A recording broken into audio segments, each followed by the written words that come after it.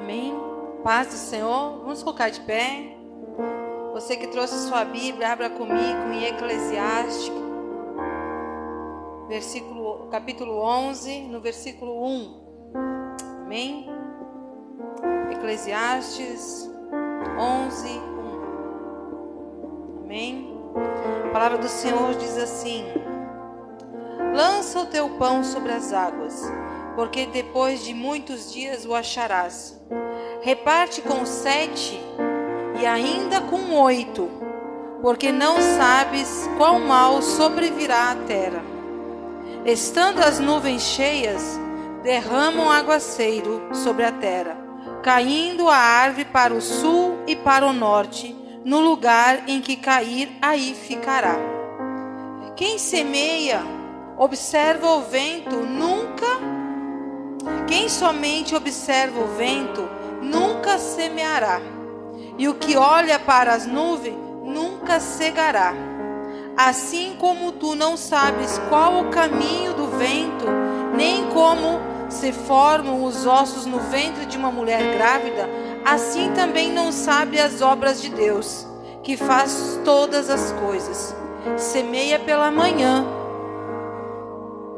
a tua semente, e à tarde não repousares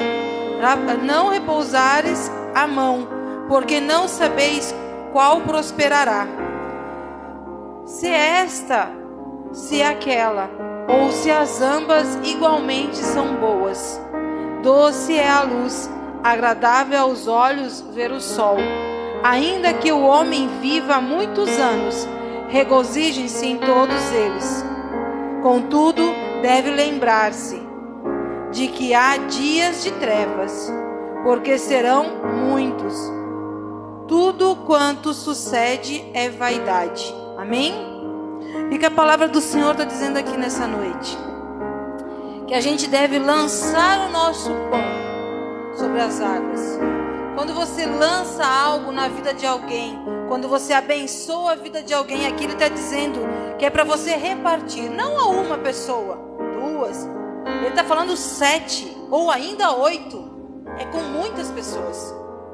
É a todo momento da sua vida você tem que estar abençoando alguém, lançando algo sobre alguém, porque ele diz aqui que como a nuvem de dia de chuva ela se enche e uma hora vai vir transbordar sobre a terra, assim é quando nós semeamos na vida das pessoas. Você semeia e um dia você vai colher, e vai ser em abundância, vai ser grande a bênção. E quando vem a chuva, a terra floresce, a terra dá o fruto. E a palavra do Senhor, ele continua dizendo aqui, que aquela pessoa que somente fica observando, olhando o que os outros estão fazendo, essa nunca vai colher, essa nunca vai receber. Então nós precisamos semear na vida das pessoas. Muitas vezes não é só dinheiro, gente. Semear um sorriso, semear um abraço, semear assim um momento de alegria, algo que Deus fez na tua vida, compartilhar, para que também a pessoa possa compartilhar momentos bons com você. Isso é semear, não é só dinheiro que a gente semeia. A gente semeia tantas coisas todos os dias. Aí ele diz, aquele que somente fica observando, olhando os outros, esse nunca vai colher. E ele continua dizendo assim, aquele que fica só olhando para as nuvens, nunca vai também ceifar, colher aquilo. Então nós precisamos o que? Ele diz assim, mas como tu não sabes qual o caminho do vento, da onde ele vem ou para onde ele vai, e nem como é formado, ninguém nunca explicou como que Deus faz uma criança ser gerada num ventre, que ele está falando dos ossos, da onde vem, como é que forma, como que alguém explica? Ninguém consegue explicar, só Deus. Aí ele diz assim, mas que todas as coisas, quem sabe? É o Senhor, Ele sabe. E Ele diz que existe sim momentos bons, mas também vai vir um momento ruim. E para esse momento ruim é que nós temos que estar preparados. Por isso que nós temos que semear. Se a gente semeia um sorriso na vida de alguém, uma palavra de ânimo na vida de alguém, no momento de dificuldade, aquela pessoa também vai estender a mão para você. Porque ele diz assim, semeia pela manhã pela manhã, quando você levanta, diz: Senhor, obrigado, porque esse dia vai ser extraordinário. Mesmo que você não sabe como vai ser, mas a palavra do Senhor diz lá em Romanos 8:28 que tudo coopera para o nosso bem, as coisas boas e as coisas ruins. Então pela manhã semeia, e à tarde não repousa a sua mão, não esconda a sua mão, não deixe de abençoar, não deixe de continuar fazendo aquilo que você colocou, que Deus colocou no seu coração, porque você não sabe que dia que vai vir a bênção sobre sua vida. Se é essa mão que é a que vai trazer a bênção, ou se a bênção vai chegar desse lado, tu não sabe de onde ele vai vir.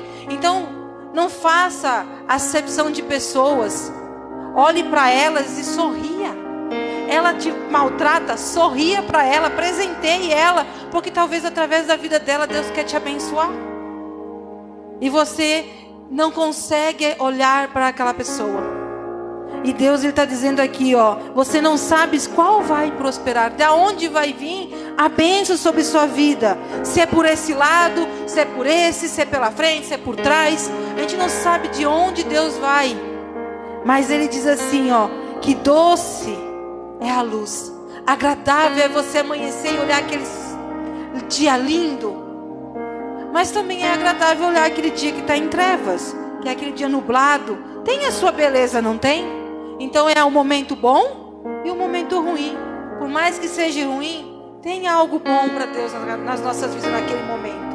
É um aprendizado, é algo para nós crescermos em Deus. E Ele diz assim: ainda que um homem viva muitos anos, nós precisamos o quê? Se alegrar, regozijar-se. Se alegrar com cada dia que Deus nos deu para viver abundantemente aquele momento. As pessoas hoje sofrem muito com o passado, de depressão. Sofrem muito com o amanhã, com a ansiedade. Mas não conseguem viver o hoje. Aquilo que Deus tem tão precioso para as nossas vidas. E a gente fica perdendo o nosso tempo. Preocupado com o passado e com o futuro. E não vivemos o hoje. Viva tudo aquilo que Deus tem para você viver hoje. Semeie alegria, semeie bênção na vida das pessoas, semeie abraço, semeie coisas boas. Porque quando nós semeamos algo bom, colhemos coisas boas. Mas se semearmos coisas ruins, vamos colher coisas ruins.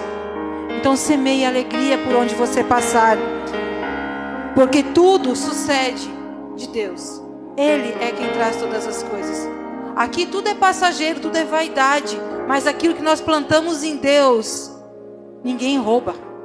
Ninguém pode tirar de você. Então se alegre em Deus todos os dias, independente do que você está vivendo. Amém? Coloque sua mão sobre o seu coração. E vamos orar ao Senhor, entregar este momento diante de Deus. Porque Ele é digno da nossa adoração. Toda a honra e toda a glória é ao nosso Deus. Porque é Ele quem nos deu hoje o privilégio de acordarmos e dizer: Senhor, obrigado, Senhor, por mais esse momento. Obrigado, Senhor, por mais um dia. E hoje já está terminando, já está chegando ao final do dia. E nós passamos o dia todinho. E nós só temos a agradecer ao Senhor nessa noite, porque até esse momento o Senhor esteve conosco. Até esse momento Ele esteve nos guardando, Ele esteve nos protegendo, Ele esteve nos guiando.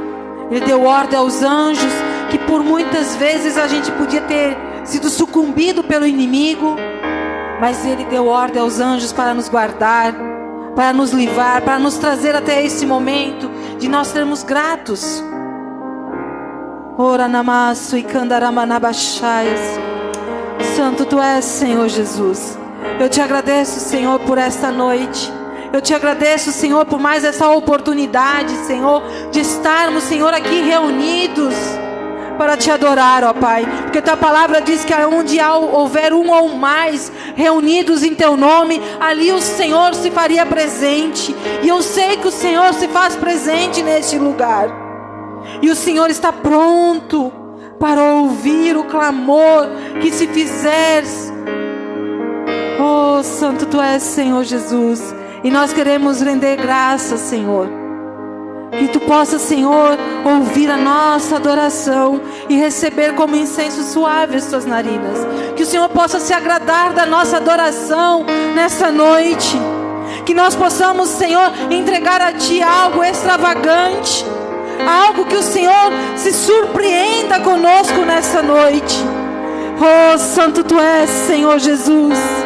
Eu quero, Senhor, Te adorar com tudo que eu sou, com todo o meu fôlego de vida, com tudo que eu tenho, Senhor Jesus, porque Tu és, Senhor, suficiente na minha vida. Eu não preciso de coisas, eu não preciso de pessoas, eu preciso do Senhor, porque o Senhor é o centro da minha vida.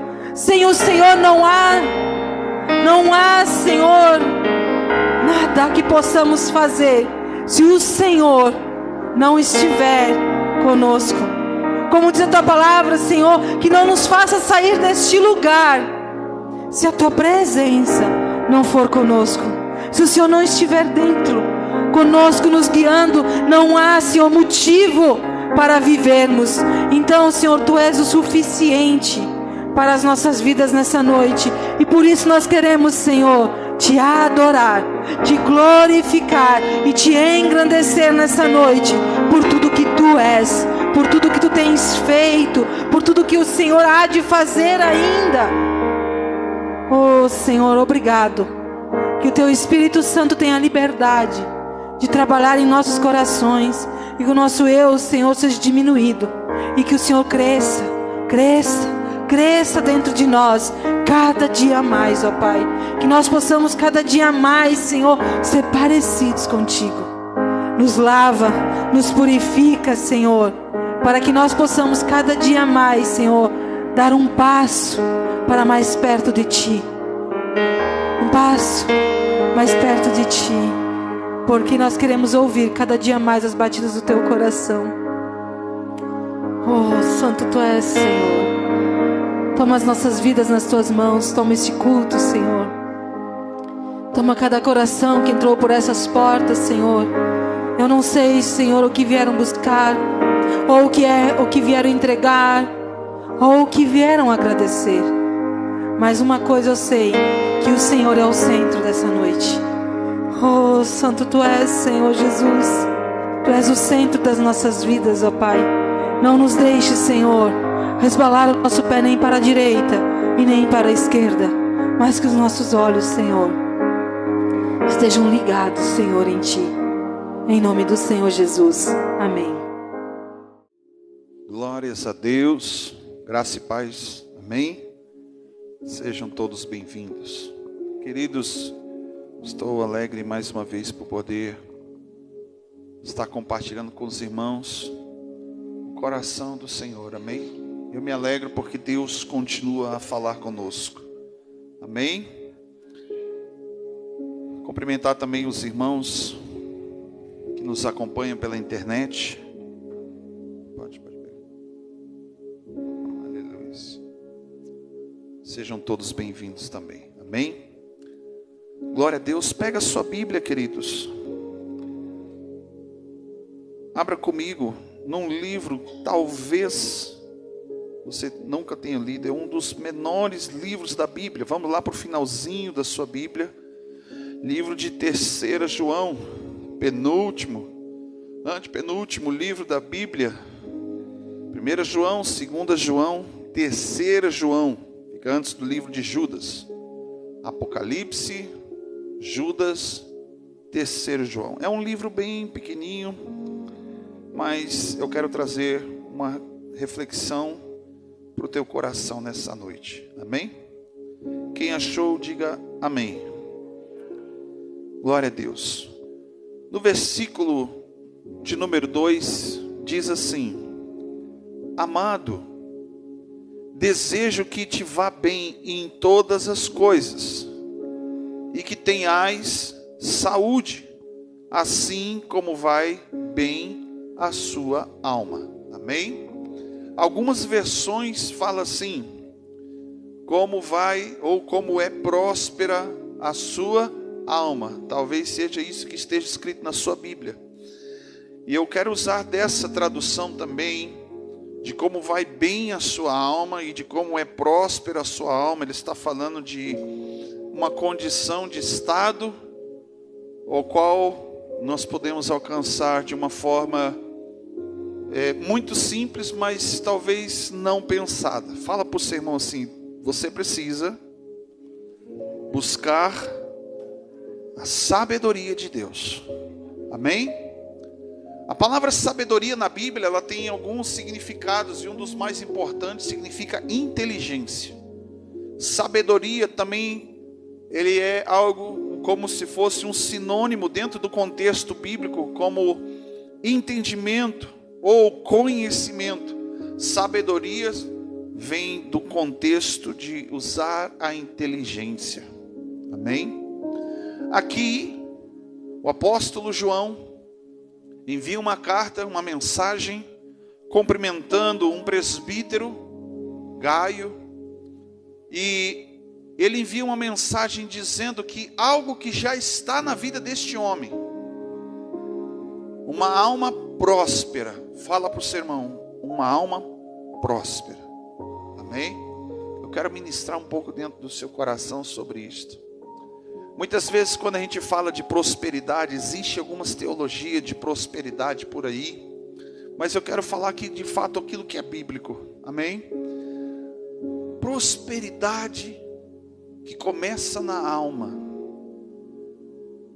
A prosperidade, ela não é quando você tem muito ou sobrando, mas a prosperidade, ela começa dentro da tua alma, ou seja, é uma condição de um posicionamento e uma condição de aceitação por aquilo que de fato, ou quem você é de fato em Deus. Eu quis usar esse texto para fazer a abertura dessa mensagem nesta noite, mas gostaria que você abrisse lá nos Salmos, livro de Salmos, no primeiro capítulo de número 1, que o salmista Davi, ele dá o entendimento de como se posicionar, quando e aonde se posicionar para que uma alma seja próspera. Lembrando que o que contém dentro da sua alma, que se não é as tuas vontades, desejos, emoções ou o seu caráter. Uma pessoa próspera, ela não necessariamente precisa ter dinheiro. Alguns dias atrás eu fui numa confraternização no culto de sexta-feira passada. Eu não estive aqui, estava na confraternização, e eu achei interessante o ponto de vista que o Samuel, meu filho que foi comigo, eu falei assim: Samuel, essa confraternização só tem gente rica ali. Eu falei para ele assim, né, falando o que ia ter, e eu vi os olhinhos dele brilhando, né, churrasco daqui e dali, e aí eu falei para ele assim: ali só tem gente rica. O pai é talvez, com certeza, o mais pobrezinho de todos. E olha a resposta que o Samuel disse assim: pai, tu não é o mais pobre, tu é o mais rico de todos, porque você é filho de Deus. Aí eu falei: aleluia. Quando eu era criança na escola bíblica, tinha uma canção que a gente cantava com os coleguinhas da classe. Falava assim: sou muito rico, sou milionário porque eu tenho Cristo e sou feliz. Aqui no mundo eu posso não ter nada, mas lá nos céus tem um palácio para mim. Nós cantávamos essa canção e de fato a condição de ser próspero não é aquilo que eu tenho, mas é aquilo que eu sou em Deus, porque Ele que me faz próspero. E agora a prosperidade da sua alma depende de uma condição de aceitação, de posicionamento. Fala para o seu irmão: se você precisa se posicionar com a sua alma. Amém? Olha, por exemplo, o que a Bíblia fala sobre o primeiro e o maior mandamento de todos: amar a Deus sobre todas as coisas e o seu próximo como a ti mesmo.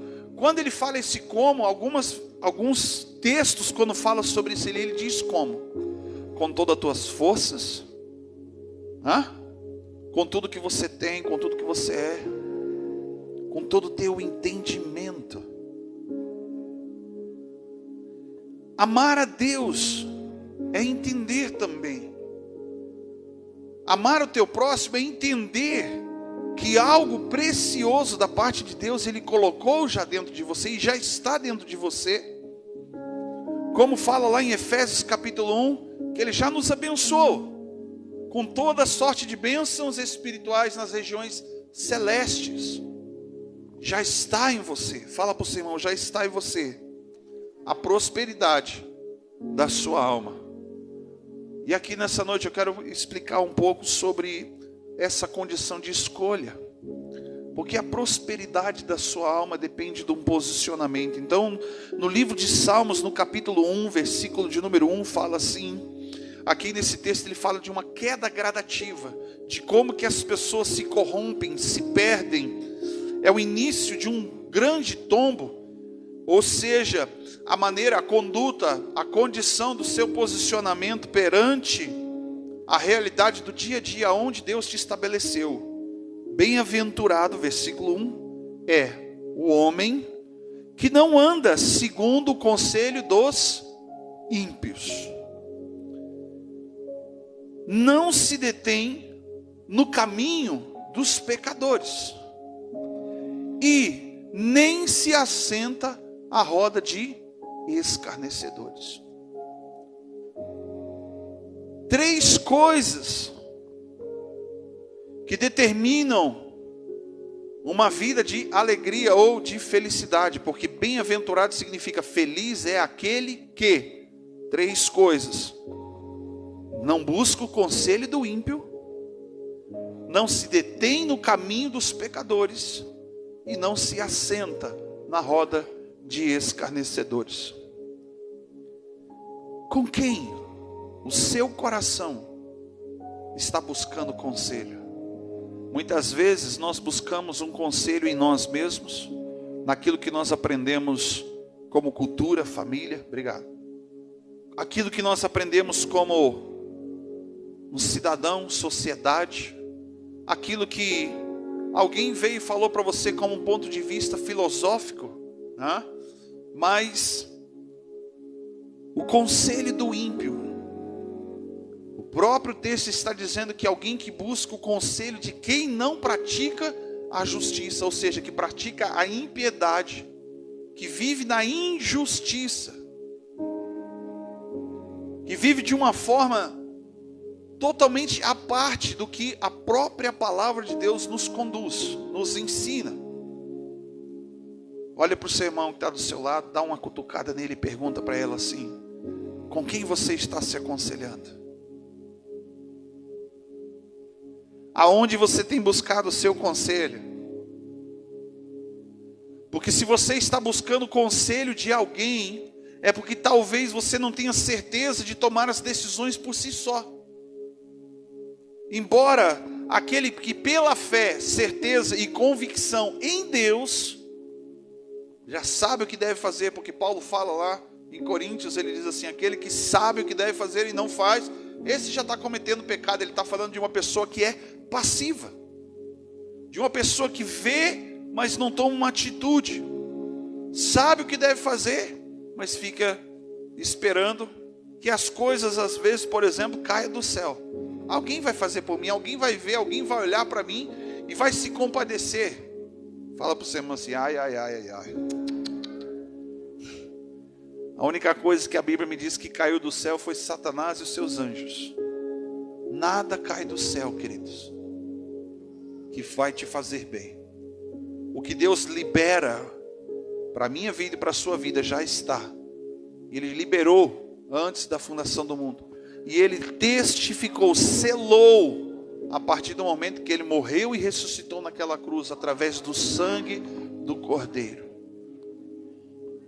Número 2, não se detém no caminho dos pecadores. Eu me lembro que a palavra de Deus fala lá no livro de Romanos, no capítulo de número 12, capítulo 8, quando Paulo fala assim: e não vos conformeis com este mundo, com este presente século, mas antes transformai-vos pela renovação do vosso entendimento, ou transfigurai-vos pela renovação do vosso entendimento. Para quê? experimentar o que é bom, o que é perfeito, o que é agradável de Deus. Mas ali antes ele está dizendo assim, ó, não vos conformeis. Fala para o seu irmão, não vos conformeis. A palavra conformar ali, ela não está falando de um estado de espírito, ou seja, eu nasci assim, as coisas sempre são assim, sempre foram assim, nada vai mudar, o governo é isso, a sociedade é aquilo, né? São as vítimas da sociedade. Não é se conformar nesse contexto. Lá no hebraico o contexto é assim, ó, não use da mesma forma, não faça do mesmo jeito.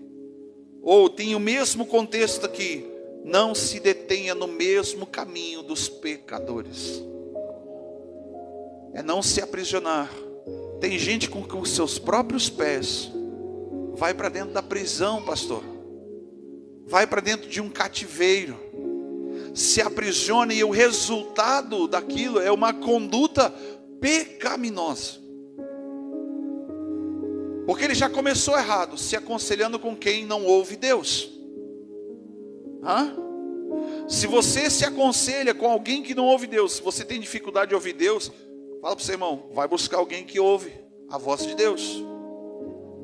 Mas se você não ouve quem ouve a voz de Deus, com certeza você vai se aprisionar num caminho, numa conduta, numa maneira ao qual os pecadores estão aprisionados. É por isso que as pessoas falam assim, ó, como Romanos capítulo 7, Paulo diz, o que eu faço, eu não entendo. Eu não sei por que eu faço essas coisas, pastor. Quando eu vi, aconteceu. A Lívia essa semana ela fez, não sei se foi essa semana ou final de semana passada, ela mexeu nas coisas da Fabiane. A Fabiane tinha feito um sorvete, um picolé, um negócio assim, botou lá no freezer. E a gente saiu. E aí ela ligou para a Fábio, a gente estava acho que no culto, né? Não me lembro onde que a gente estava. Mas ela ligou para a Fábio e disse assim, ô mãe, eu fui lá, peguei um negócio e não me aguentei. Como é que ela falou? Eu não resisti. E eu comi tudo. Sabe, resisti, não conseguiu resistir. E eu acabei comendo tudo. Mas olha só da maneira como que a gente olha a nossa vida, a nossa conduta. A Bíblia diz assim que o pecado jaz à porta. E todos os dias o pecado vai bater na porta da sua vida. E qual é a maneira com que você se posiciona? Você vai se deter, você vai se prender à conduta de quem vive uma vida de pecado. Vai fazer como todo mundo está fazendo. Vai agir como todo mundo está agindo. Vai pensar como todo mundo está pensando. Fala para o seu irmão assim, ai, ai, ai, ai, ai. Antes de eu voltar para a terceira parte aqui, não precisa abrir, mas ouça o que eu vou te dizer. A Bíblia fala no primeiro livro de Tessalonicenses, no capítulo 5, versículo 22, diz assim, abstém-se-vos da aparência do mal, ou em outras versões diz assim, fugir da aparência do mal. Fala para o seu irmão assim, olhando para você, agora, nem parece que você é pecador. A Bíblia fala assim que nós devemos nos sujeitar a Deus, resistir ao diabo para que o diabo fuja de nós. Mas olha aqui que o conselho que Paulo está dando lá para os Tessalonicenses. Fuja da aparência do mal. Ele não está dizendo para você fugir do mal. Porque primeiro, o mal não existe. Fala para o seu irmão, o mal não existe. Porque se o mal existisse, Deus havia criado, sim ou não? Ele criou todas as coisas. Mas ele não criou o mal. A Bíblia diz que ele não criou o mal. Apenas o mal é a ausência de Deus. Fala para o seu irmão, o mal é a ausência de Deus. Assim como o frio é a ausência de calor, o mal é a ausência de Deus. Aonde Deus não está, aonde Deus não está sendo clamado, aonde Deus não está sendo invocado, por mais que Ele seja onisciente, onipresente, onipotente, aonde Ele não habita, o mal opera. Por quê? A ausência de Deus naquele lugar. E aqui eu quero abrir o contexto, porque quando O apóstolo Paulo está falando em 2 Tessalonicenses, falando sobre fugir da aparência do mal. Ele está falando de algo que é parecido, que sugestiona.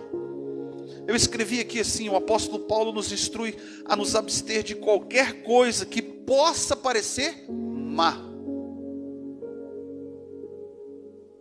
Isso significa que devemos evitar não apenas o mal em si mesmo, bata a mão no seu peito assim, ó, aqui dentro, mas também tudo que possa ser interpretado erroneamente, ou que gere dúvida da nossa integridade.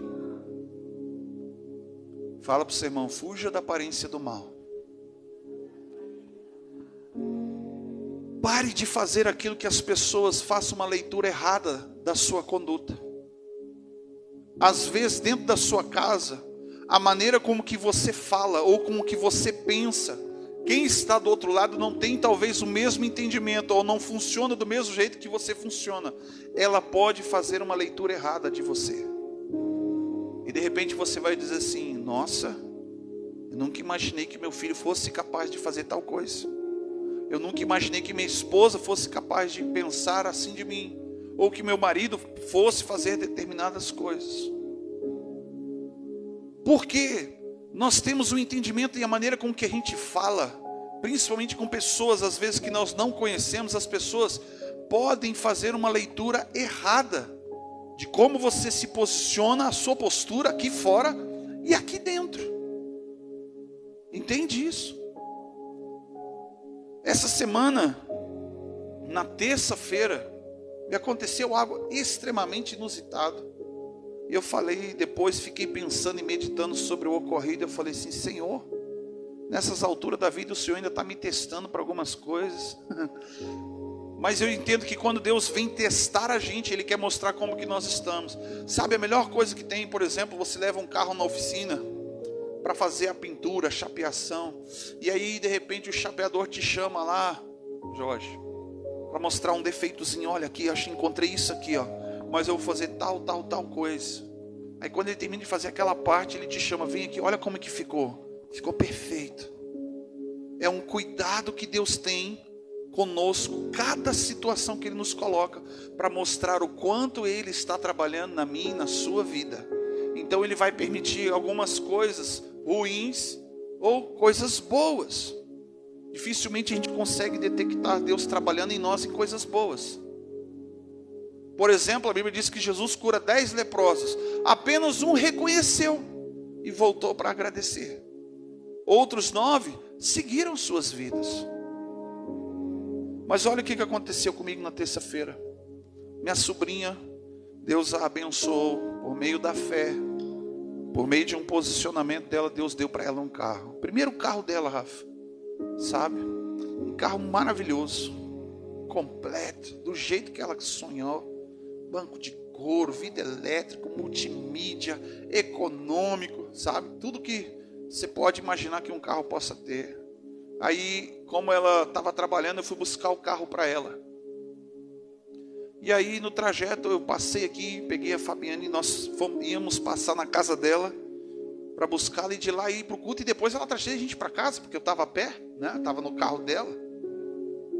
E ela estava maravilhada. Mas olha o que aconteceu. Na terça-feira, essa semana, está acontecendo uma reforma na estrada ali, da entrada de Carlos Barbosa, seguindo para Porto Alegre. Está todo em reforma, por causa dos deslizamentos também. O asfalto está meio, já estava ruim, agora ficou pior. E estavam lá parado o trânsito.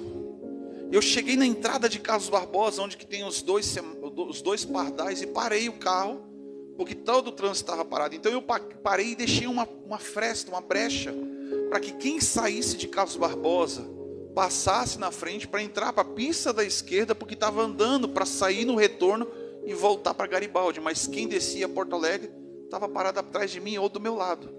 As pessoas que estavam paradas atrás de mim entenderam o que eu estava fazendo. Mas olha o que aconteceu. Passou 1, 2, 3, passou uns 10 carros entrando. A gente ficou ali pelo menos uns 20 minutos, a primeira vez, primeiro momento, porque depois teve um outro que foi 25 minutos parado. 1 hora para fazer um trajeto de 6 quilômetros. 1 hora. Mas, depois de uns 10 carros entrar para aquela pista da esquerda para fazer o retorno, Uma mulher passou com um carro vermelho e entrou bem na pista da esquerda, justamente para fazer o que todo mundo estava fazendo. E um cidadão que estava na direita dela, se sentiu no direito de entrar na frente dela e bateu no meio do carro dela e saiu raspando toda a lateral do carro dela e ficou atrás. E ali, como testemunha, eu olhei e falei, ixi, bateu. Todo mundo ficou olhando em volta. E aquele homem que bateu no carro, ele desceu do carro extremamente alterado e nervoso. Quando ele desceu do carro, ele foi para cima daquela mulher, já dizendo para ela, já culpando e dizendo, olha o que você fez com o meu carro. Você é facão, né? Facona, ele falou assim. E ele vinha com uma impetuosidade para cima daquela mulher, que todos que estavam ali em volta, eu tive a sensação, e não só eu, mas todos, que aquele homem ia bater naquela mulher. E de fato ele se prevaleceu covardemente porque ela era mulher. E a mulher ficou tão nervosa, ela tentava fugir para um lado e para o outro, aquele cara indo para cima e gesticulando, né? E fazendo isso e aquilo, e eu não me dirigia, e a Lívia sentada atrás do banco, e olhando toda aquela cena. E aí, eu falei, cara, eu preciso ajudar aquela mulher. Eu preciso orientar ela. Senão esse homem vai bater nela. Eu abri a janela do carro e me dirigi àquela mulher e disse assim, moça, não se culpe porque a senhora não é culpada. Eu sou testemunha de que ele bateu no seu carro. Preciso de ajuda, eu ligo para a polícia. Quando eu falei isso, a advogada está aqui. Aleluia. Quando eu falei isso, aquele homem me xingou, sabe, para as mais profundezas do inferno, para você ter uma ideia, me xingou de tudo que é adjetivo ruim, sabe? Se fosse você algum tempo atrás sem Jesus, querido, ele, na segunda palavra que ele falasse, você com certeza já tinha voado na jugular dele para cortar a orelha dele. E aquele homem me xingou, e a Lívia fez assim, papai, esse homem está te xingando e você não vai fazer nada. Olha como que ele está falando com você. E eu olhava para aquele cidadão e falei assim, se acalma, você está nervoso? Eu estou falando com aquela mulher, não estou falando com você. E o cara me xingava. E quando o carro saiu da frente, que eu pude sair, não, Jorge, eu encostei do lado. Tinha um caminhoneiro que queria descer do caminhão e bater nele. Sabe, quando você vê uma cena assim, aquela mulher estava sendo agredida psicologicamente por palavras. Eu não sei se esse é o termo técnico que fala, né, no meio jurídico. Mas aquele homem, ele estava coagindo aquela mulher de uma forma muito truculenta. E eu encostei o carro e desci. Eu falei assim comigo, quando eu desci do carro eu pensei assim, Jesus, o que eu estou fazendo? Mas ninguém desceu para ajudar aquela mulher. E no trajeto, assim, de uns 30 metros até chegar naquele carro, 30, 40 metros, eu falei assim, Jesus, me ajuda, eu só quero ajudar essa mulher. Né? Quase que eu disse assim, segura o Pedro. Se eu tivesse que falar segura o Pedro, aí o negócio ia ficar ruim mesmo. Mas no trajeto eu falei assim, Jesus, me ajuda. Espírito Santo, vem aqui. E aí o Guilherme, como não é bobo, eu fiz bem assim, estufei o peito e fui.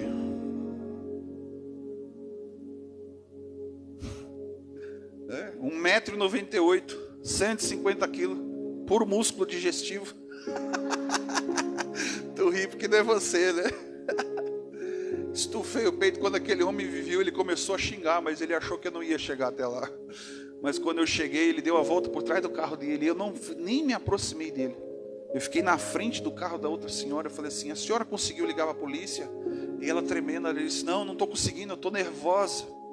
E eu peguei o celular e comecei a ligar. Aquele homem começou a me xingar de novo, pegou o celular, começou a me filmar, querendo que ele queria sair dali, porque ele não tinha como ir para trás, tinha carro parado. Ele não tinha como ir para frente, porque tinha o carro da mulher. Ele queria que aquela mulher tirasse o carro para ele ir embora logo. Ele queria fugir, covardemente.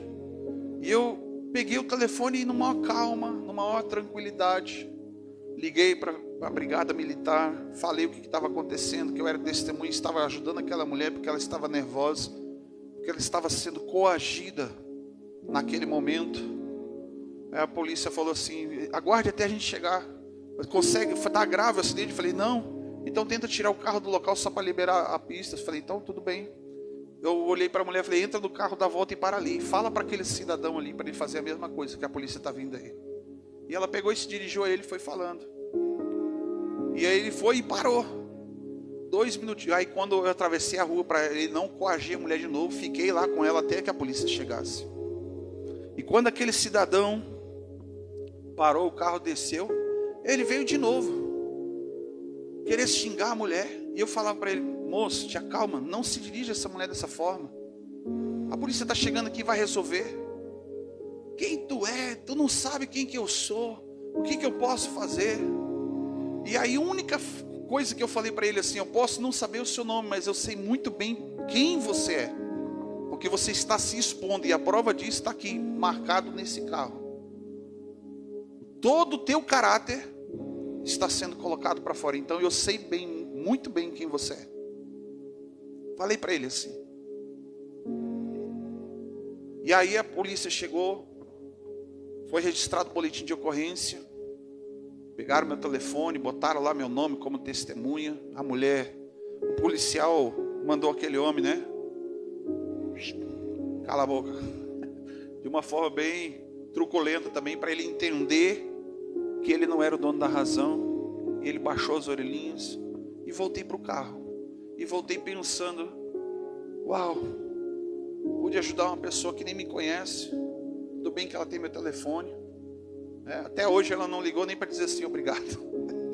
Por não ter deixado eu apanhar no meio da rua. Mas amém, eu não estava nem preocupado com isso. Mas olha o que aconteceu. O que para mim foi a maior satisfação, quando eu entrei no carro, que eu sentei e falei o que aconteceu, que a polícia já estava resolvendo. A Lívia, sentada atrás de mim, começou a bater palma. E disse assim, parabéns papai, você protegeu aquela mulher. Cara, aquilo valeu mais do que tudo. Aquilo valeu mais do que tudo. A exposição do seu caráter. E quando Deus te coloca numa situação difícil, Deus mostra para você como que você foi, o tanto que você foi alcançado, transformado, desconstruído e construído em Deus, para que você possa ter uma conduta correta por meio do Espírito Santo. Porque é Ele que traz domínio próprio como fruto do Espírito. Fala para o seu irmão, paciência. Amém? Paciência.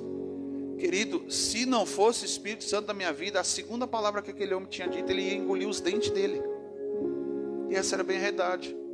Porque eu falei para o policial, olha, ele está me agredindo com palavras, está muito nervoso aqui. Eu entendi que aquele homem estava com suas emoções à flor da pele.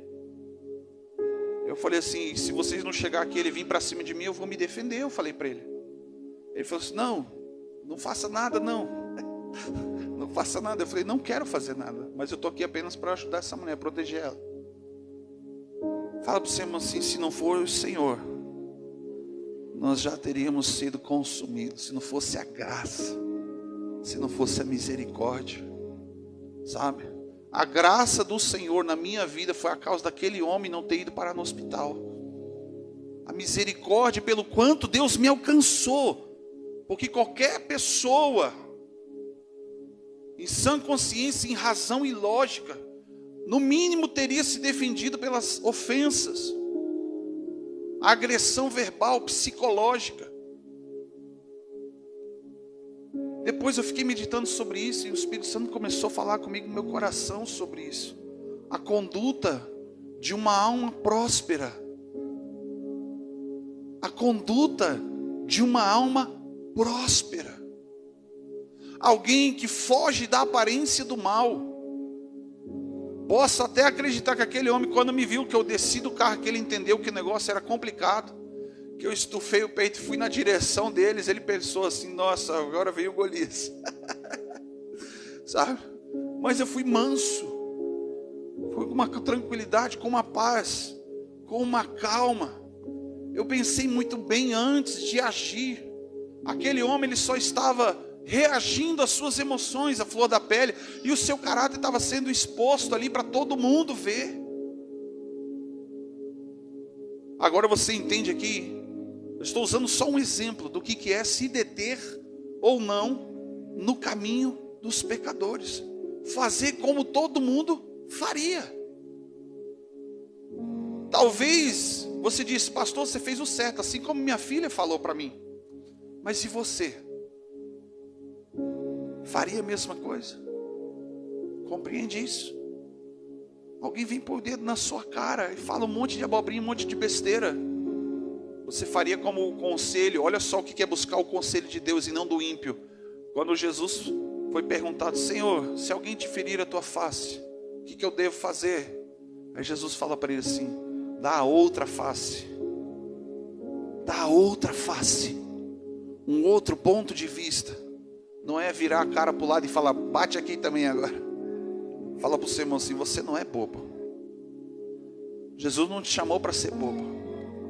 Mas dar a outra face é mostrar um outro caminho, uma outra conduta, é agir com misericórdia, é você conseguir enxergar para dentro e ver o quanto de maldade, o quanto de ausência de Deus você tem dentro de você, para ter determinada conduta errada, para ter determinada interpretação das tuas ações e atitudes de uma forma errada.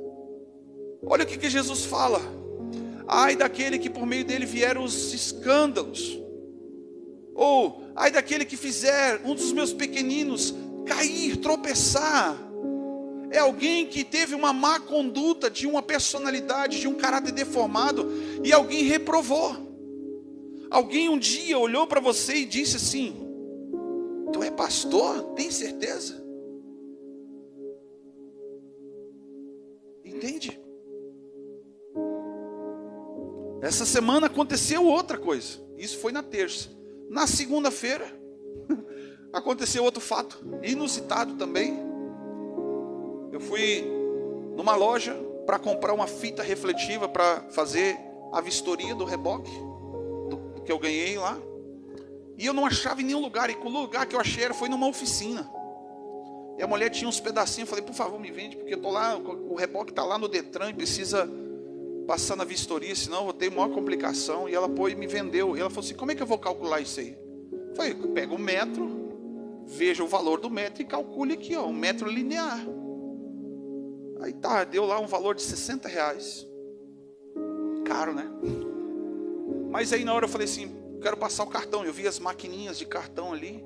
Eu falei, eu quero passar o cartão. Ela olhou para mim e disse assim, mas eu não sei passar o cartão, eu não sei usar as maquininhas. A menina que faz esse negócio aqui não está aqui agora. Eu falei, e agora, como é que eu faço?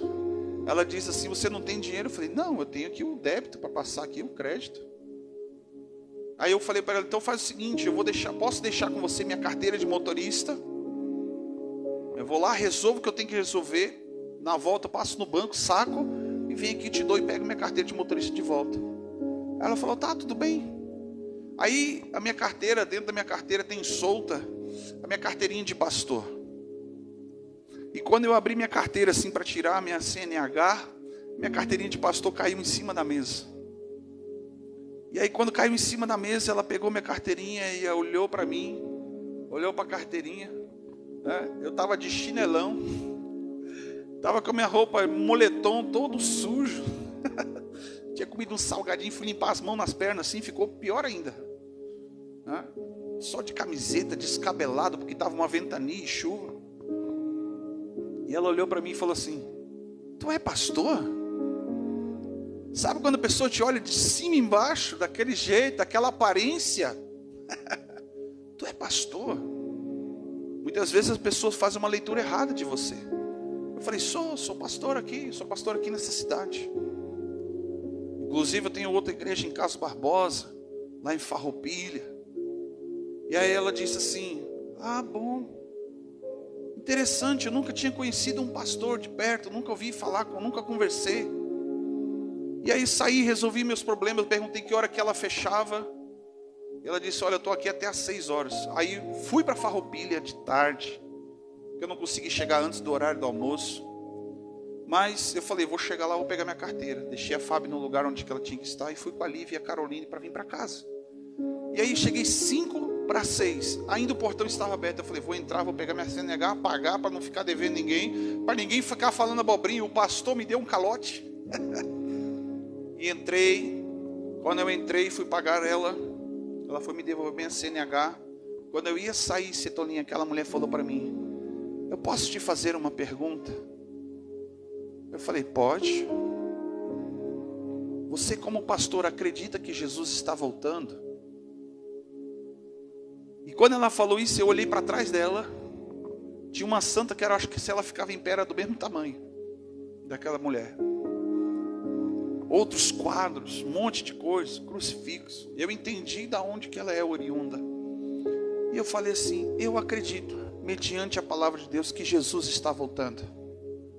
Os sinais na terra e nos céus estão acontecendo, conforme os profetas profetizaram e conforme Jesus profetiza e declara, está acontecendo. Nunca aconteceu da forma com que está acontecendo em nenhuma outra geração.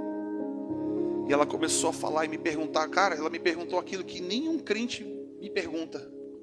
Ela começou a perguntar para mim sobre escatologia. Eu vou amar quando um crente chegar para mim e falar assim, pastor, vamos conversar sobre escatologia. Fala para o seu irmão assim, aponta para ele assim, Laodiceia. É assunto para manga. E aí ela começou a falar e perguntar, e perguntava, e eu respondia, e trazia a palavra de Deus e respondia.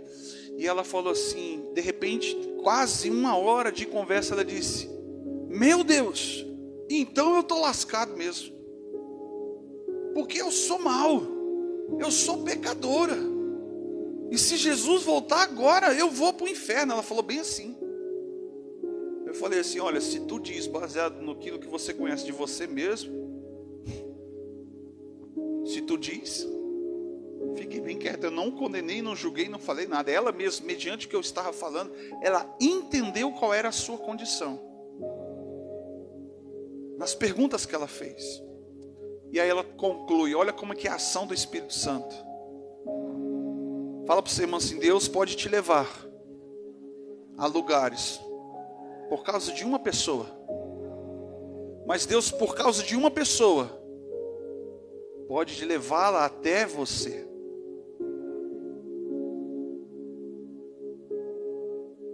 Deus olhou para aquela mulher, teve misericórdia dela e me levou até aquele lugar.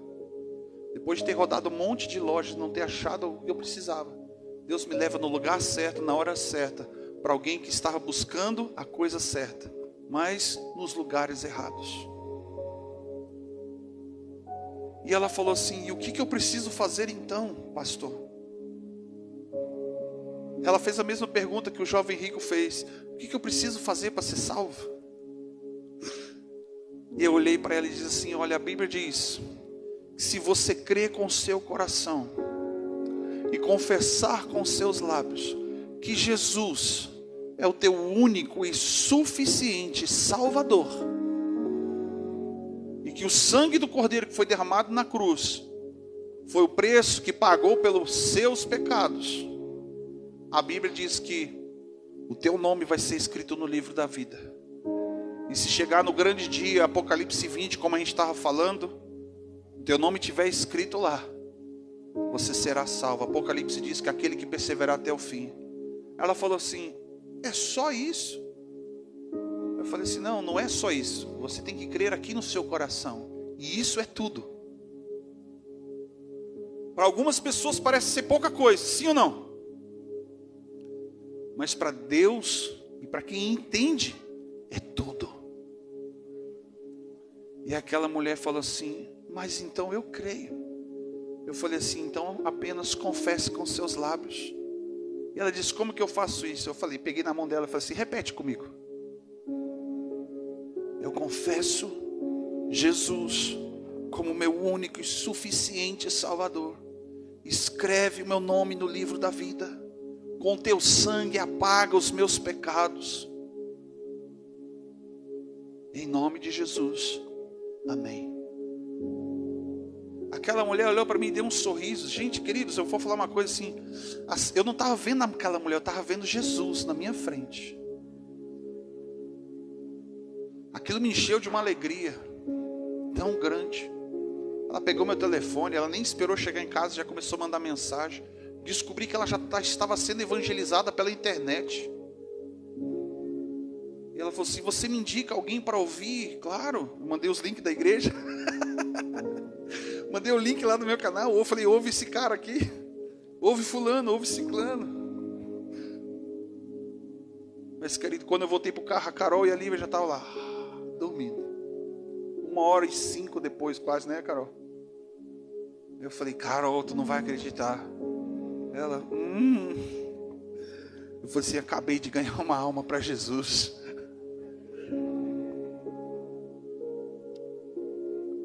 Muitos poderiam falar para mim assim: não se assente na roda dos pecadores. Ou outros poderiam dizer assim: tu viu o pastor na porta da boate, sentado lá no boteco, na rodinha dos caras que estão bebendo. Será que ele está bebendo também?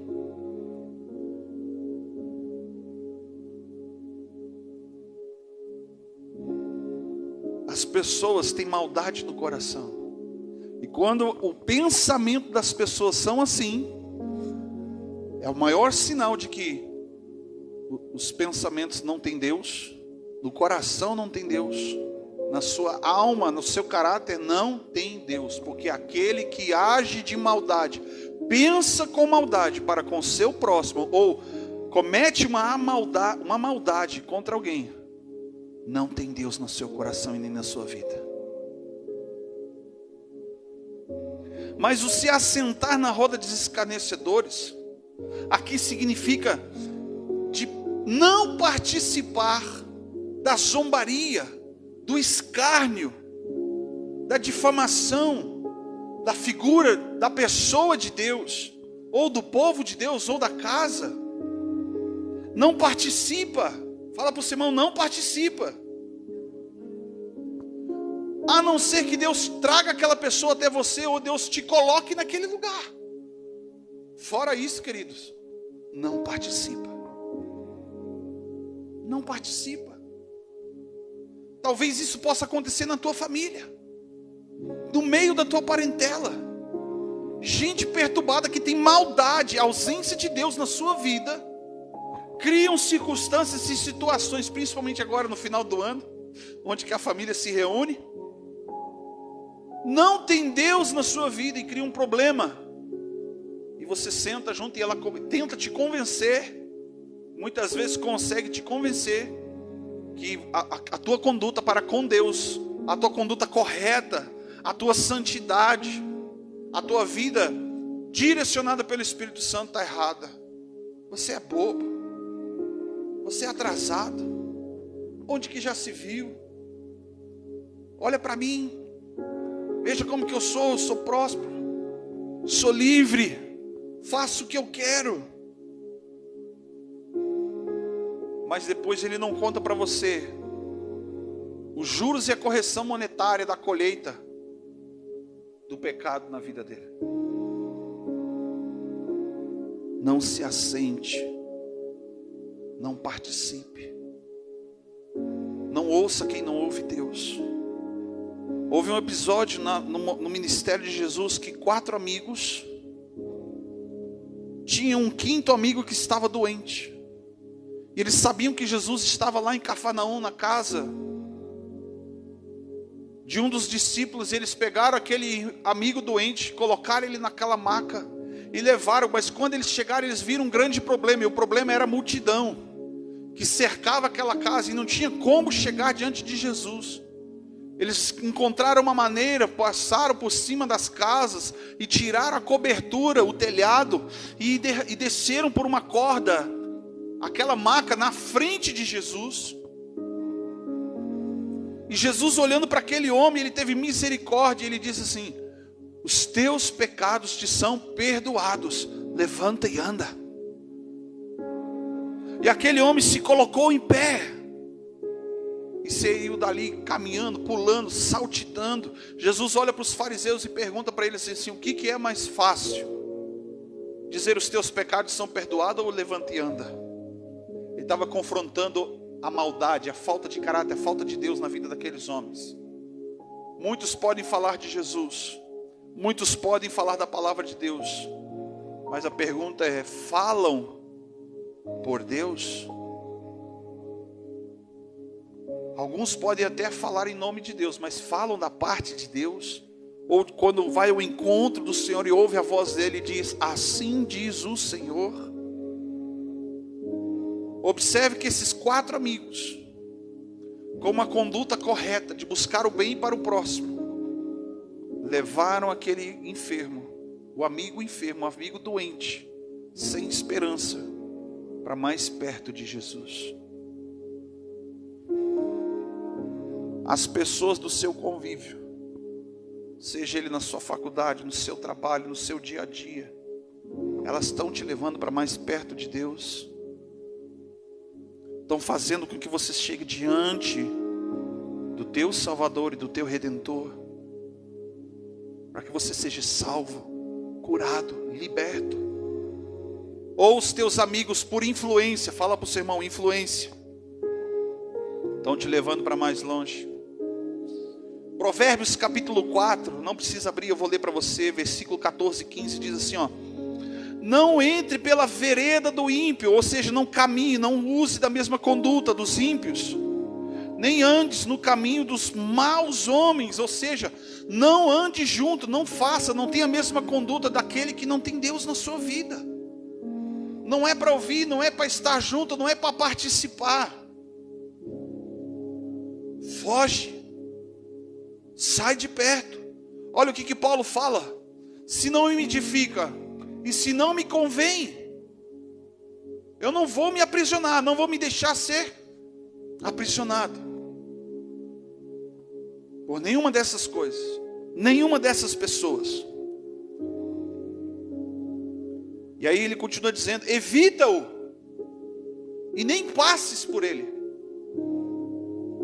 nem vai, desvia-te dele e de largo passe adiante.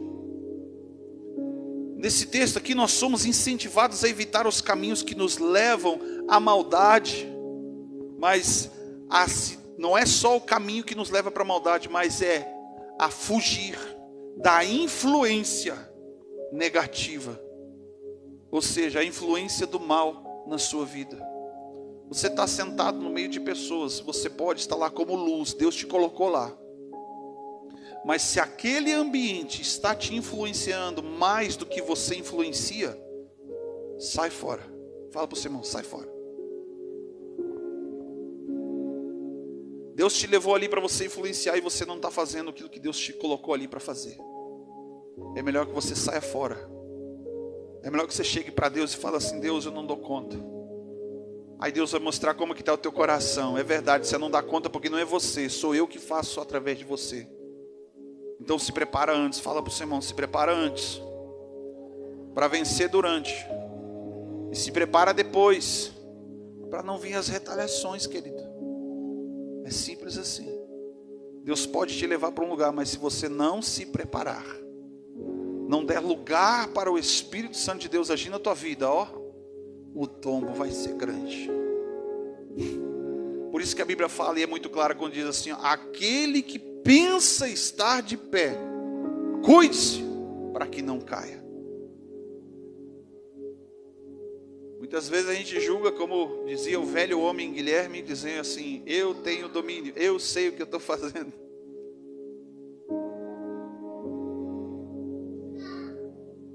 Mas qual é a minha conduta antes de estar nesse lugar, de participar dessas coisas, ou de me aconselhar em pessoas, em lugares ou até em coisas? Porque hoje tem gente se aconselhando até com inteligência artificial, querido. Sabia disso? Existe inteligência artificial que se passa por psicólogo. E quando eu vi vídeos de pessoas vendo o conselho de uma inteligência artificial, a pessoa começou a chorar e diz: é verdade, a minha vida é toda assim. Cara, volta para o batismo, cara. Fala comigo assim: sangue, fogo e labareda. Pastores que não têm mais inspiração, vão para a internet, vai ouvir mensagem de outras pessoas, sim, pode até ouvir para si mesmo, mas quer reproduzir o mover. Não tem mais uma conduta, não tem mais uma busca de santidade.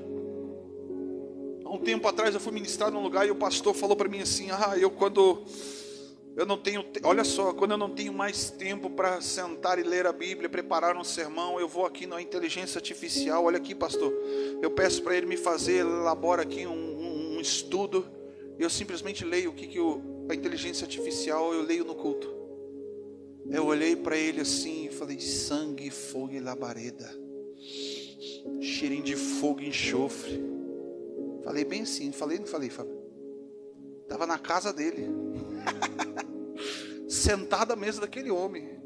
Eu quase queria dizer assim: te converte, rapaz. Um senhor que é bem mais velho do que eu. Vai ter com a formiga, preguiçoso. Que tipo de vida com Deus você tem? Que preguiça espiritual. Olha o que Paulo fala. É por isso que tem muitos de vós que dormem, que estão doentes.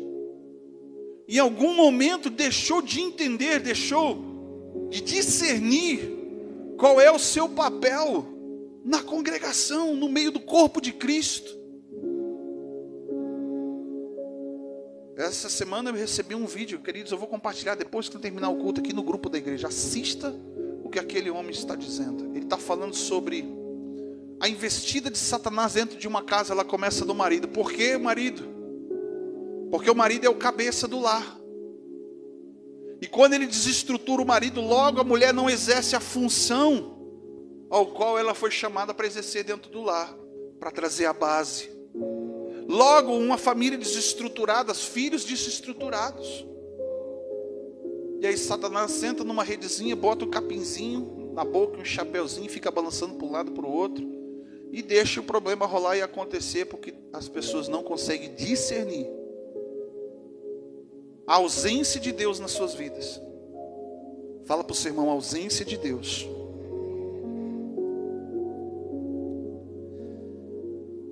Mas antes de tudo isso, versículo 2 aqui do Salmo capítulo 1 fala assim: antes tenha o seu prazer, a sua vontade, o seu desejo, as suas emoções na lei do Senhor, na palavra de Deus, porque na hora que o bicho pegar, você vai recorrer para onde? Para a palavra de Deus. Quando o próprio Satanás se apresenta para Jesus no deserto, após ter jejuado, Jesus não falou assim: em nome de Deus, em nome do meu Pai eu te repreendo. Não. Jesus usou da palavra. Da palavra. Ele ministrou sobre ele a palavra de Deus. Disse: nem só de pão vive o homem, mas de toda a palavra que sai da boca de Deus. Toda a tentação, toda a investida de Satanás, querido, você tem a capacidade de se sujeitar a Deus. Amém? Resistir é por meio da palavra. Não é porque você é capaz, não é porque você é experiente, não é porque um dia você expulsou um demônio ou orou por alguém que ficou curado, porque você não tem nada para oferecer, se não for por meio de Jesus. Mas a palavra de Deus, que está viva dentro de você, te condiciona a resistir o diabo, e ele foge da tua presença. 1 Coríntios 10, capítulo 10, versículo 31, diz assim: portanto, quer comais, quer bebais, ou façais qualquer coisa. Fala para o seu irmão: qualquer coisa. Vou repetir: qualquer coisa. Você está tomando banho, você está lavando a louça, você está no culto, você está cantando, está ministrando, está em casa, está dirigindo, está trabalhando, está lá no meio da sua parentela, está cozinhando para a família. Qualquer coisa, fazei tudo para a glória de Deus. Tudo o que você fizer na sua vida, precisa o nome de Deus ser glorificado. Por quê, queridos? A Bíblia diz que tudo é dele, tudo é por ele e tudo é para ele, tudo volta para ele, como honra e como glória. É uma conduta, um estilo de vida assim, até dessa forma. Além de amar, você está adorando ao Senhor, glorificando Deus. As pessoas talvez um dia vão olhar para você e vão fazer uma leitura correta e vão dizer assim: eu acho que o Jorge perdeu por um novo homem que apareceu na vida dele. Não parece mais o Jorge, parece Cristo. Eu estive dia 16, 17 de novembro lá na fronteira, e eu fiquei hospedado na casa de um casal, senhores. E queridos, nós sentados ali conversando horas e horas.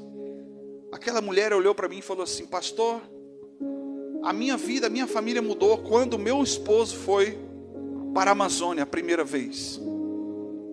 E eu falei: o que aconteceu? Ela disse assim: o meu marido foi para lá e não voltou mais, porque esse aí não é o marido que eu tinha. Eu achei meio estranha a forma com que ela falou. Eu falei: por que, minha irmã? Porque esse aqui voltou e voltou transformado. Eu não reconheço mais o marido que saiu de casa, o marido que foi, sabe, viveu até hoje do jeito que ele bem entendia. Hoje eu tenho um marido transformado. Irmão João, eu não reconheço mais meu marido. Ela falou. Eu falei: minha querida, isso é refletir na glória de Cristo, é carregar o bom perfume de Cristo. Isso só pode ser obra do Senhor na vida dele. E aquele senhor se emocionava ouvindo a sua esposa testemunhando dele. Ele disse para mim no outro momento que a gente saiu, ele falou assim: olha, eu nunca vi minha esposa falar tão bem assim de mim para outra pessoa. Eu falei: deixa ela, meu irmão, ela está te recomendando. Tu pensa que tu está velho, mas Jesus ainda vai te usar nessa terra. Eu falei para ele. Aí que ele chorou mesmo. Tudo o que você fizer, faça, independentemente se seja para você ou para outra pessoa, faça como se você estivesse fazendo para Deus. Aí você vai estar vivendo, sabe o quê? Amando o próximo como a ti mesmo. Eu vou fazer pelos outros aquilo que eu faria por mim e gostaria que fizessem por mim, sem pedir nada em troca. Incondicional. Ah, querida, é impossível que o teu caráter não seja mudado e transformado. Quer um conselho? Para de orar, pedir para Deus mudar a tua esposa, ou mudar teu marido, ou mudar teu filho. Peça para Deus te mudar, transformar o teu caráter. Essa passagem nos lembra que devemos buscar honrar a Deus em todas as áreas da nossa vida. E ao fugir da aparência do mal, colocamos a glória de Deus acima das nossas próprias vontades. Compreende isso? Você entende por que eu fiquei feliz e maravilhado que eu não caguei a pau aquele homem? Cheguei no carro, minha filha bateu palma para ele e disse: parabéns, papai, você ajudou aquela mulher. Cara, aquilo ali valeu mais do que um obrigado àquela mulher. Eu não me ofendi porque ela não ligou: olha, obrigado pelo que você fez. Não, do contrário, eu nem esperava que fosse acontecer mesmo. Nem fiquei pensando nisso. Para dizer bem a verdade, estou falando disso agora. E por último, para a gente poder encerrar, Efésios capítulo 5, versículo 11. Abre rapidamente ali, eu quero que você leia comigo. O versículo 11 diz assim: e não tenhais companheirismo com as obras infrutuosas das trevas, mas antes condenai-as. Fala para o seu irmão assim: se não serve para você, não serve para ninguém. Não serve para ninguém. Tem gente que pega coisa que é de Satanás, que está na sua vida, e ao invés de jogar fora, de queimar, eu vou dar para o outro, porque tem alguém que pode aproveitar. Mas também tem lugares onde que Deus não te chamou para ir, e você colocou os seus pezinhos. Deus não está lá, o mal está operando, e de repente você diz: uau, que coisa linda, Que obra maravilhosa que Deus está fazendo nesse lugar. Sabe, queridos, quando você entrar num lugar que tem a aparência de ser de Deus, não busque essas referências.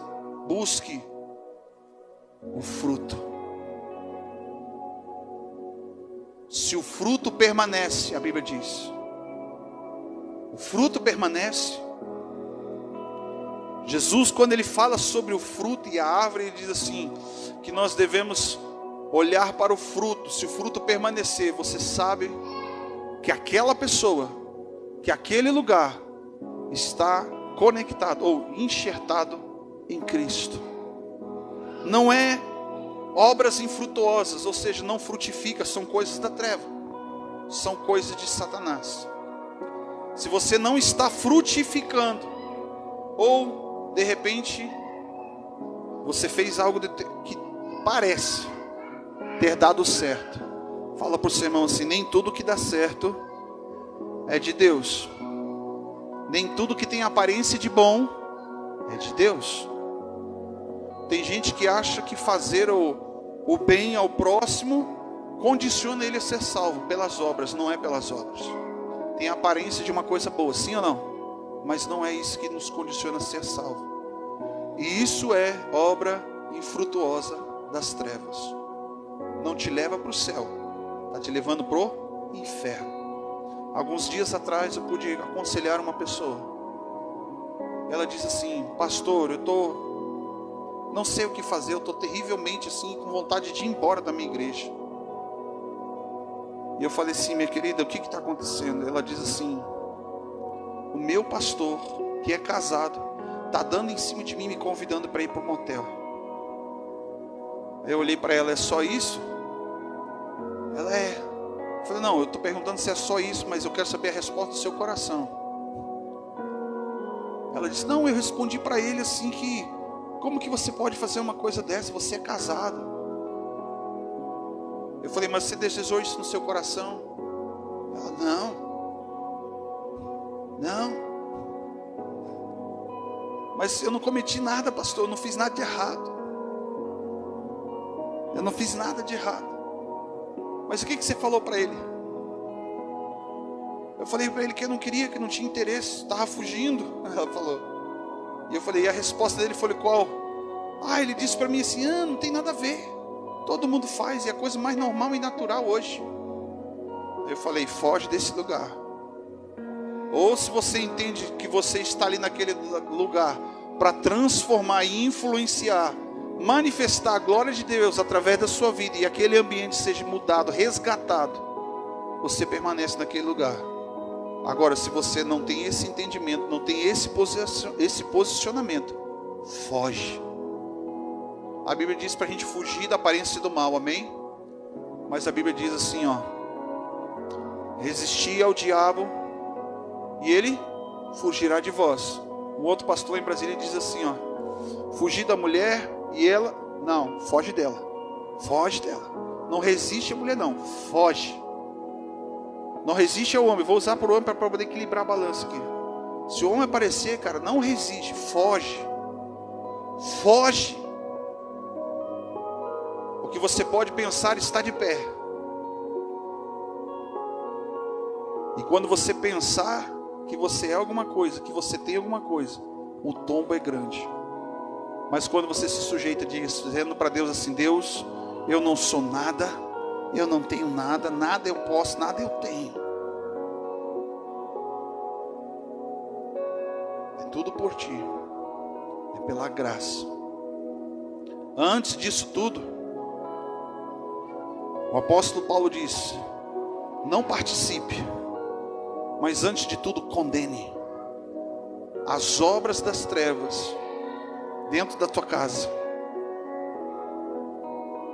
dentro do meio da sua família, da sua parentela. Não participa e condena, porque não são obras de Deus, são obras de Satanás na vida daquelas pessoas. Foge, querido, foge. Fala para o seu irmão assim: fugir da aparência do mal. Foge, querido. Tem gente que pensa que dá conta com o mal. Tem gente que pensa que dá conta com a ausência de Deus na sua vida. Foge para onde? Salmo 90, para o esconderijo do Altíssimo. Vai se esconder, foge e vai se esconder na sombra das asas do teu Senhor, porque lá você vai estar seguro, é o que diz o texto.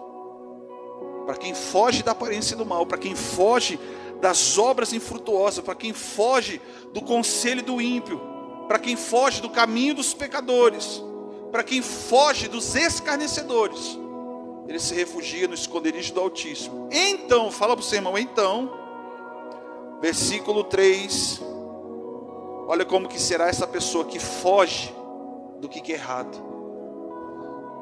Eu não vou fugir porque eu sou covarde. Eu vou fugir porque eu entendo que eu não posso sem Deus. Eu não vou fugir porque eu tenho medo. Não, eu vou fugir porque a palavra de Deus me orienta a fazer isso.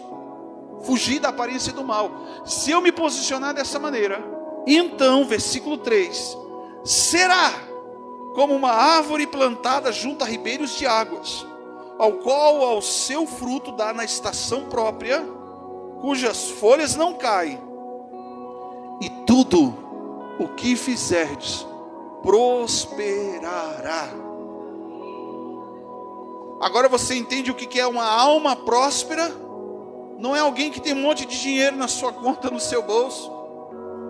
É alguém que se posiciona com uma conduta ao qual a palavra de Deus nos ensina e nos orienta.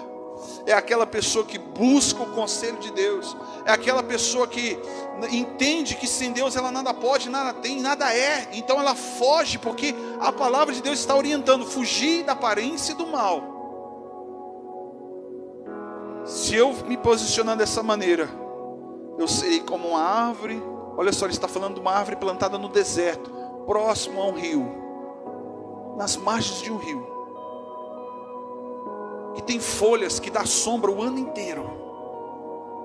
Pode ser a secura que for, não tem problema ruim. Dentro dela não tem nada de ruim. Não tem nada de ruim. No tempo certo ela frutifica, na estação correta ela frutifica, porque ela está no centro da vontade de Deus. E tudo que nós fizermos nessa condição prosperará. Sabe o que eu entendo? Vai sair daqui de dentro para fora. Todos os lados, como foi falado aqui no início do culto. Abençoado por todos os lados, por todas as áreas da sua vida. Será próspero. Prosperidade, ela começa aqui dentro. Sabe, tem gente que Deus não colocou ainda sobre muito, porque a prosperidade da alma dela não começou ainda. Sabe, eu perguntei para Deus um tempo atrás, falei, Deus, a minha carteira, coitadinha, ela está pior do que nota de R$1, raramente vê dinheiro aqui dentro. É uma raridade. Mas depois eu comecei a entender. Sabe, Deus começa a mostrar para você que você já é rico, que você já tem tudo. Porque o teu Pai, o teu Deus é dono do ouro e da prata.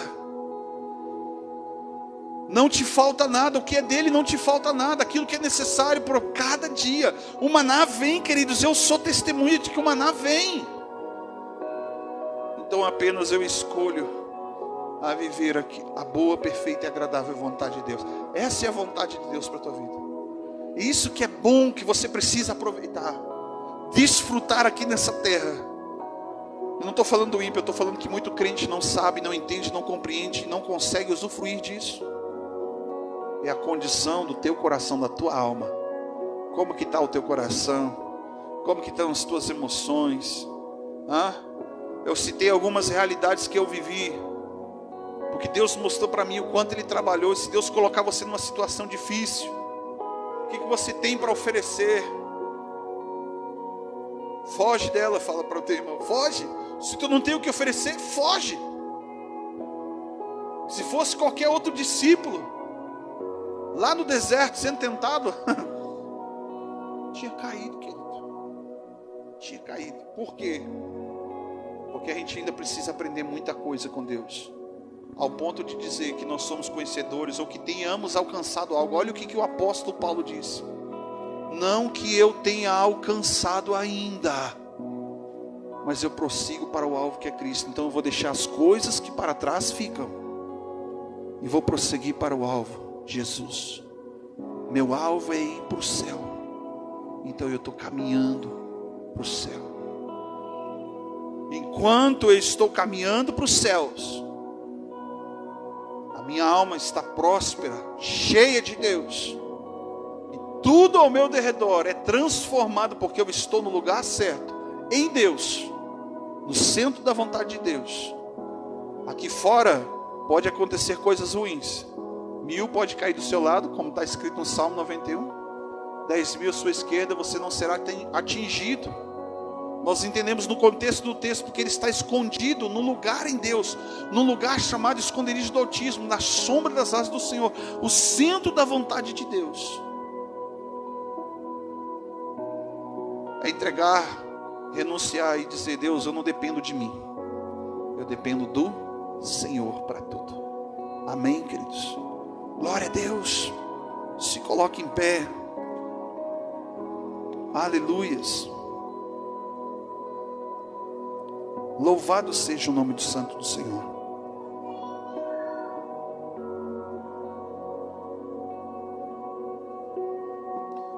Por que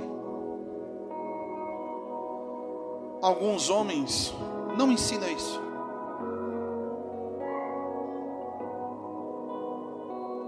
Porque eles mesmos não conseguem viver. Porque nós não podemos pregar aquilo que nós não vivemos. Antes, as pessoas, quando falam de prosperidade, elas pregam aquilo que elas vivem. Uma distorção do Evangelho de Deus. A falta de entendimento, a falta de sujeição, o crivo que a palavra de Deus está acima da minha vontade, da minha interpretação, do meu entendimento. E não sou eu que discerno a palavra, é a palavra que me discerne. Não sou eu que vou discernir Deus, é Deus que vai me discernir. A Bíblia diz que aquele que é guiado por Deus, ninguém discerne essa pessoa, e de ninguém ela é discernida. Nós precisamos entender qual é o nosso posicionamento. Amém? Quem entendeu aqui nessa noite, diga amém. Vamos orar. Feche os seus olhos, coloca a sua mão no seu coração, peça para o Pai nessa noite. Não apenas para que você tenha entendimento, mas para que você seja capacitado a viver a plenitude desta palavra, na sua totalidade, para que teu caráter seja transformado, que você possa, Deus possa mostrar para você o quanto Ele entende você, o quanto que Ele alcançou dentro da tua vida, o quanto Ele transformou o teu caráter, e o quanto Ele ainda precisa ser alcançado, mudado. Pai, em nome de Jesus, primeiramente nós somos gratos, porque a Tua palavra, Senhor, ela abre o nosso entendimento, abre os nossos olhos para enxergar e ver aquilo, Pai, que nós não estamos vendo. E as circunstâncias, as situações servem, Senhor, meu Deus, meu Pai, para nos mostrar o caminho, mostrar como está o nosso coração. Somos gratos, Pai, porque nisso vemos a Tua bondade, nisto vemos a Tua graça e a Tua misericórdia para com cada um de nós. Por isso, Deus, nós te pedimos, nos ajuda, Senhor, a viver, nos ajuda a viver essa palavra, nos ajuda, Senhor, meu Deus, meu Pai, a reproduzir, Pai, o que esta palavra está dizendo e frutificar, Pai, porque a Tua palavra que está dizendo que quando nós nos posicionamos no Senhor, tudo o que as nossas mãos tocarem prosperará. E são todas as áreas da nossa vida, seja ela casamento, seja ela família, filhos, finanças, seja ela na área profissional, seja no meio da parentela, ou no meio da sociedade, A nossa alma precisa entender e escolher ser próspera. O nosso caráter precisa ser transformado. Por isso, Pai, nós te pedimos, renova-nos, restaura-nos nesta noite. Leva-nos de volta, Senhor, para o teu evangelho. Leva-nos de volta para dentro do teu coração. E nos ajuda, Senhor, a fugir quando nós não entendemos que o Senhor não está conosco. Que o Senhor não está à frente, mas que nós venhamos nos refugiar no esconderijo do Altíssimo, sobre a sombra das tuas asas estamos seguros, onde que o maligno não nos toca, porque entendemos que dependemos do Senhor e não de nós mesmos, não do homem, mas do Senhor, autor e consumador da nossa fé. Assim, Pai, nós te somos gratos, em nome do Senhor Jesus Cristo. Amém. Amém, queridos. Glórias a Deus. Pode se assentar. Toma o teu lugar.